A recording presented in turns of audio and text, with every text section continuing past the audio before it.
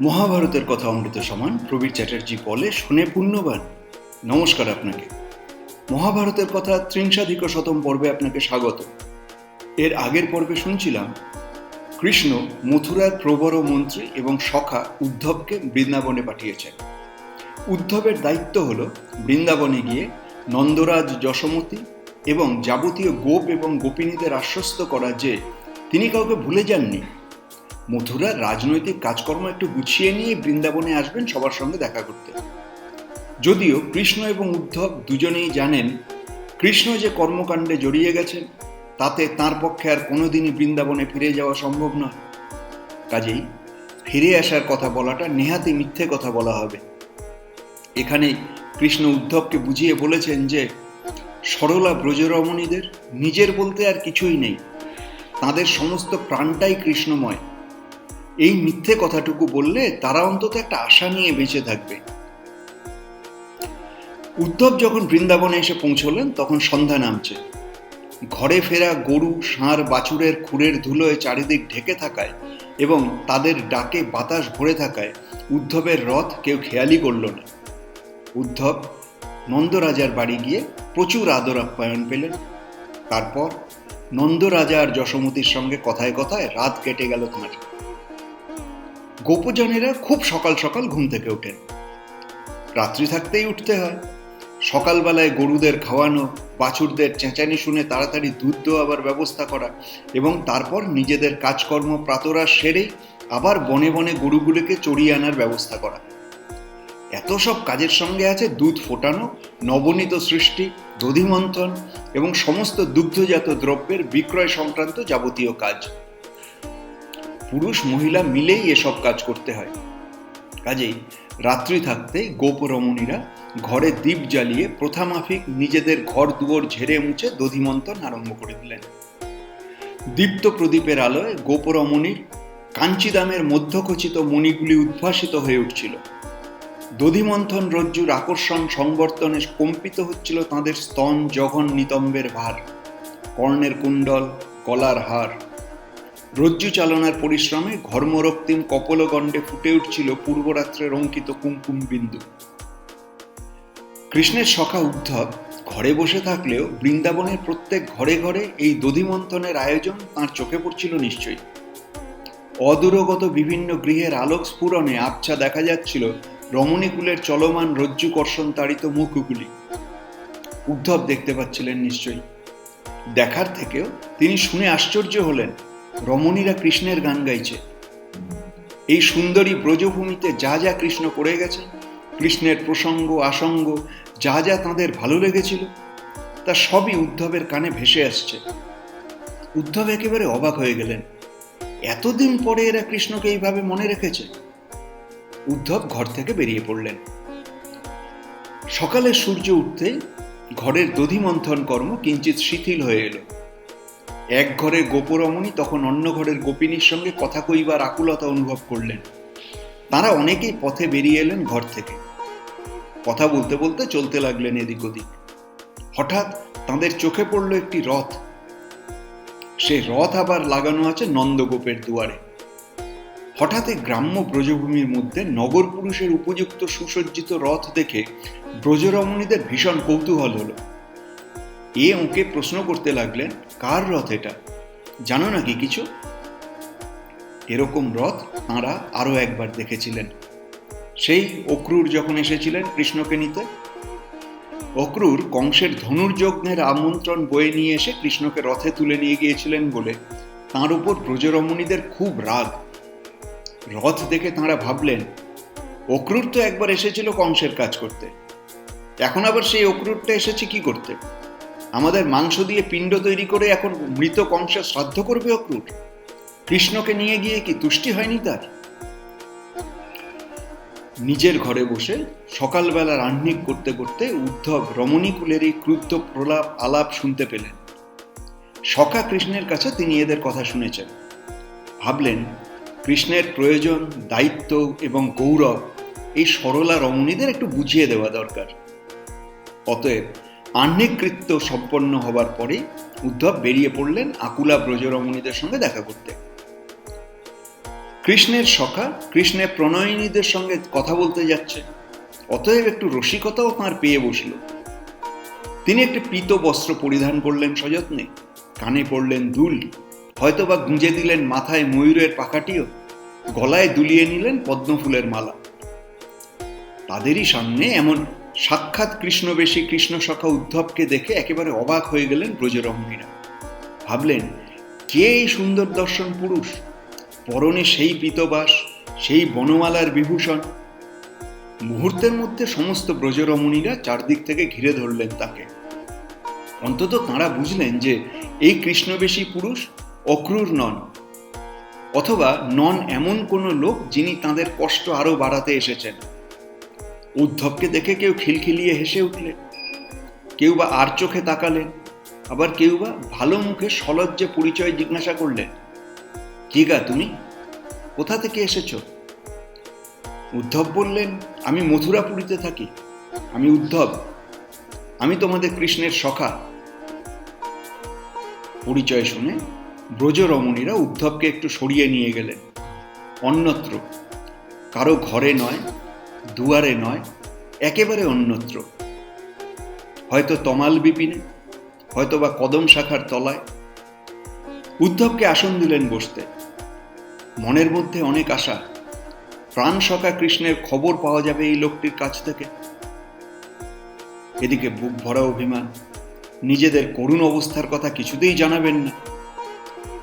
এত সব গোপিনীকুলের মধ্যে মানবতী রাধিকাও ছিলেন নিশ্চয়, কিন্তু তিনি হাসেনও না, আর চোখে তাকানো না, কথা বলেন না। তাঁর সখীরাই তাঁর হয়ে কথা আরম্ভ করে বললেন, বুঝেছি গো, তুমি কৃষ্ণের অনুচর, অনুগামী পার্ষদ। তা তিনি হঠাৎ তোমায় এখানে পাঠালেন কি করতে? নন্দ বাবা অথবা যশোমতী মায়ের মনের ব্যথায় সান্ত্বনা দিতে?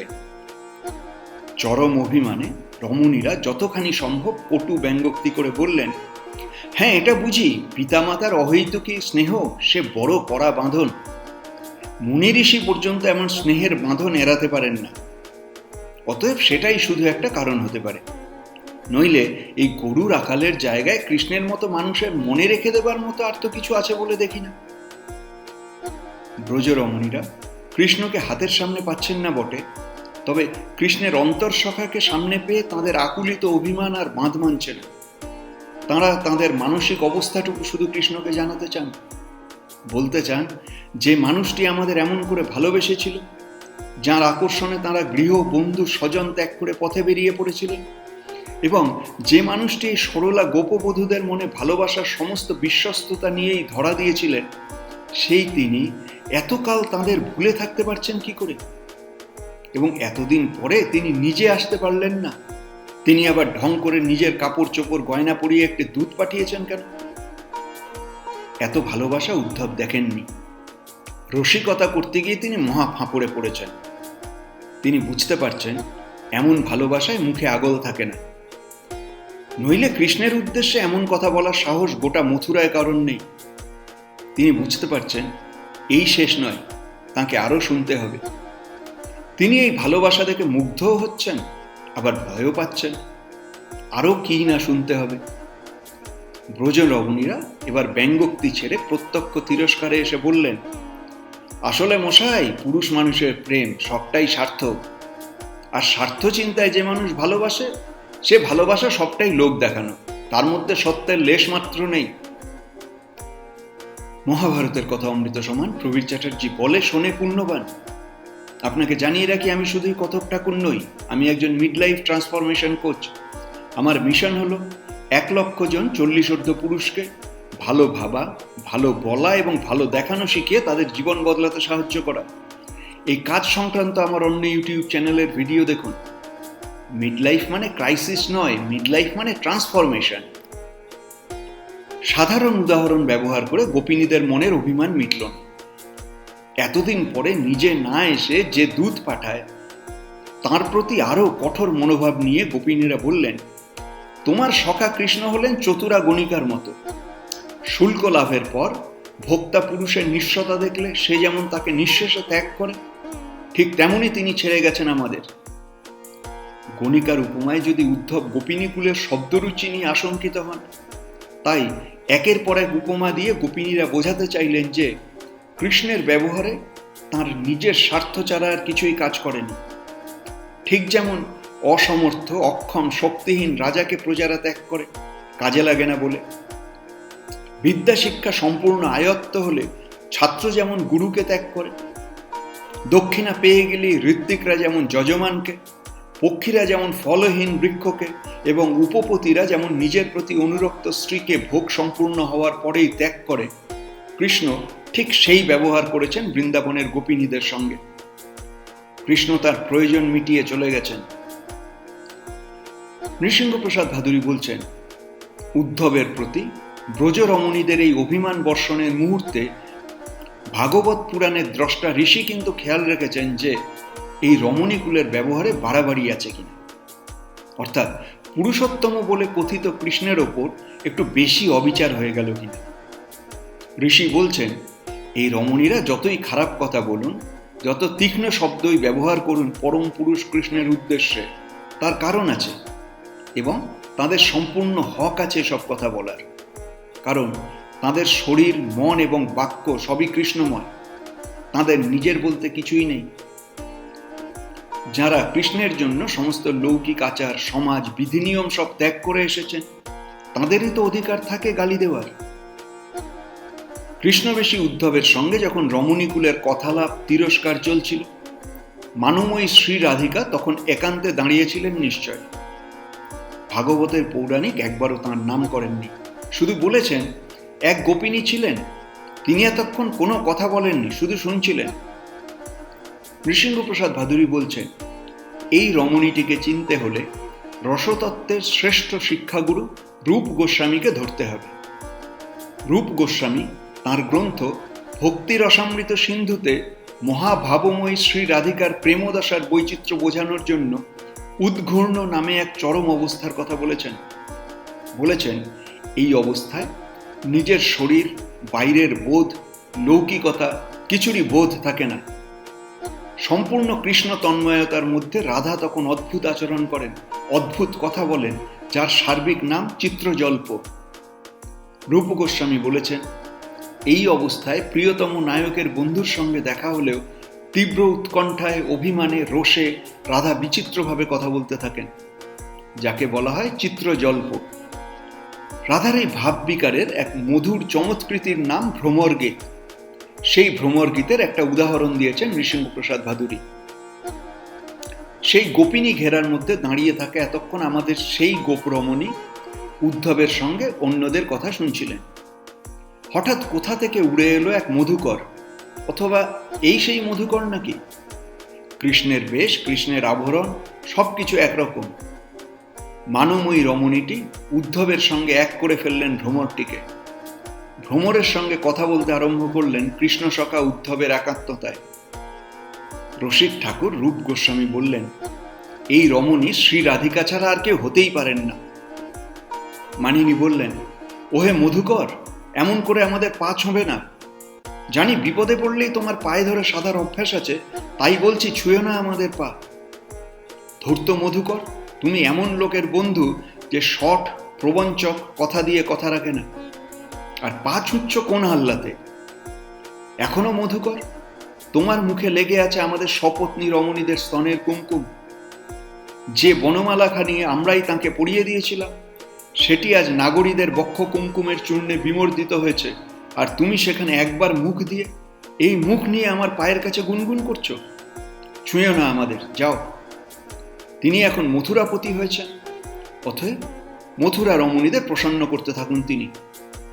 তুমি যার রতিচিহ্ন ধারণ করে যার দূত হয়ে এসেছ, এমন করে পায়ে ধরলে যদু সভার কৃষ্ণকে দেখলে সবাই হাসবে। মানিনী রাধা বলেই চললেন, আমরা তো পতিনিষ্ঠ লক্ষ্মী দেবীর ধৈর্য দেখে অবাক মানি। হ্যাঁ হ্যাঁ মধুকর, তুমি যেমন একবার ফুলে ফুলে মধু খেয়েই পালাও, তেমনি সেই কৃষ্ণ আমার একবার মাত্র আমাদের চুম্বন করে তাঁর মোহিনী অধর সুধা পান করিয়েই চলে গেছেন মথুরায়। এমন লম্পট পুরুষের তবু ভাগ্য দেখো, লক্ষ্মী এখনো তার পদসেবা করে, ভারী আশ্চর্য লাগে। নৃসিংহপ্রসাদ ভাদুরী বলছেন, মহাভারত কথা লিখতে গিয়ে কৃষ্ণ কথা ফেঁদে বসার কারণটা কি? তার উপর এখানে কৃষ্ণের রাজনৈতিক জীবন কাহিনী বলতে গিয়ে ভাগবতী কথায় চলে যাওয়া। কিন্তু কৃষ্ণের কথায় কৃষ্ণের অন্তরঙ্গ প্রেয়সীদের কথা না বলে থাকা যাবে না।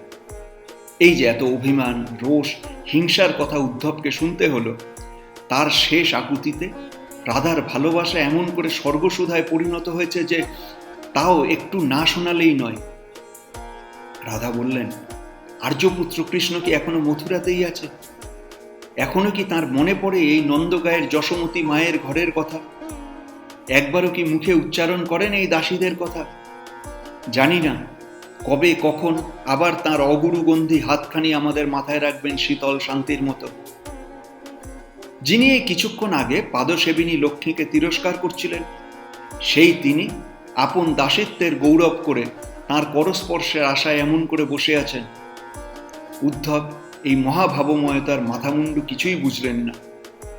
তিনি খুব একটা জ্ঞান দিলেন কৃষ্ণের গৌরব এবং উচ্চতা প্রমাণ করে, শোনালেন কৃষ্ণের বক্তব্য। গোপরমণীরা সেসব কথা শুনলেনও না, সেসব কথায় ভুললেনও না। সেদিন কিছু হলো না বটে, কিন্তু কয়েক মাস ব্রজভূমিতে বাস করার পর সেখানকার সমস্ত মানুষজন এবং গোপরমণীদের সার্বক্ষণিক কৃষ্ণ ভাবনার নৈরন্তর্য দেখে উদ্ধব অবাক হয়ে গেলেন একেবারে। এবারে তিনি বুঝে গেলেন যে তথাকথিত ব্যভিচার দশটাই বনচরী গোপরমণীদের হৃদয়ে কৃষ্ণের জন্য যে প্রেম নিহিত আছে, সে প্রেম বোঝার আগে তাঁদের পায়ের ধুলো মাথায় নিতে হয়। তারপর সশ্রদ্ধ দার্শনিকতায় বুঝতে হয় এই প্রেমের তাৎপর্য। তারপর কি হলো সে গল্প শুনুন মহাভারতের কথার 31 পর্বে। মহাভারতের কথা অমৃত সমান প্রবীর চ্যাটার্জি বলে শোনে পুণ্যবান।